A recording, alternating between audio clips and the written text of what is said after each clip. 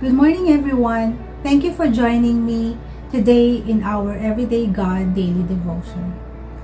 We will look at Acts chapter 12, verses 5 and 7 about the power of a praying church. We all have experienced crisis sa buhay natin. The COVID pandemic, volcano eruptions, super typhoons, earthquakes, floods. Crisis can also be failed business, failure in exams, sickness, and even death of a loved one. In Acts chapter 12, after a period of peace and prosperity, the early church found itself facing a crisis. Having already lost the Apostle James to execution, Peter was imprisoned and only hours from his own death. In response to this crisis, hindi po nagprotesta ang church or nagplan na itakas si Peter sa prison. They just prayed. Prayer was their only weapon, and it proved to be their strongest weapon.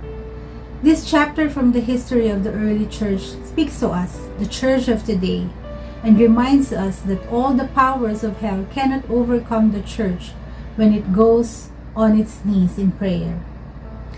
The church in the book of Acts reminds us here of what the Apostle Paul taught in 2 Corinthians chapter 10. That is, when it comes to fighting the battles that we face, the weapons of our warfare are not carnal, but mighty through God to the pulling down of strongholds. Bilang mga anak ng Diyos, di po tayo exempted sa mga problema at crisis. In fact, Jesus warned His followers in John 16:33 that in this world you will have trouble. The church in every generation can expect to be attacked and assaulted in a world controlled by the powers of darkness. There are times when the church will experience dangers and crises that will test their faith. Tayo din po sa ECMI, we experienced a crisis in our church property when we received a notice regarding the Makati subway project. But what did we do? We prayed and we prayed. And now, God answered. The subway project was considered as no longer feasible. Only the Lord can do that. When these times of uncertainty come, we cannot let what we do not know cause us to forget what we do know. That is, God will ultimately work out all things for our good and for His glory. Though your crisis may seem to be the worst possible scenario, remember, God writes the end of the story. Even when James is dead and Peter is in the prison, remember, God can do anything. Anything, anything. The whole church must pray. We must pray, not only when we see some hope and some possible answers to the problem. The church must pray when the doctor says, it's too late, or when the son or daughter seems hopeless, and when the time seems to have run out.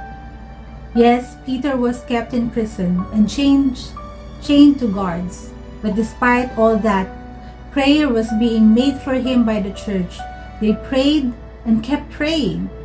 Look again at verse 5. It says, "But prayer was made without ceasing of the church unto God for him." Kung paano nag-pray ang early church in the midst of this crisis, ganun din po tayo dapat mag-pray, lalo na when we are facing an emergency. Though in His sovereign ordering, the Lord had taken the Apostle James home, His plan for Peter involved a prison break. Peter was sleeping inside the prison because he has the peace of God. Verse 7 records Peter's unusual wake-up call. It says, "And behold, the angel of the Lord came upon him, and the light shined in the prison. And he smote Peter on the side and raised him up, saying, Arise up quickly. And his chains fell off from his hands. The angel proceeded to lead Peter through the prison doors and out into the street."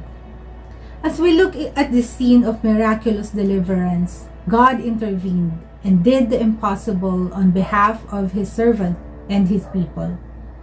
Acts 12 reminds us that the power of God cannot only unlock prison doors, but it can also overcome even our weak faith.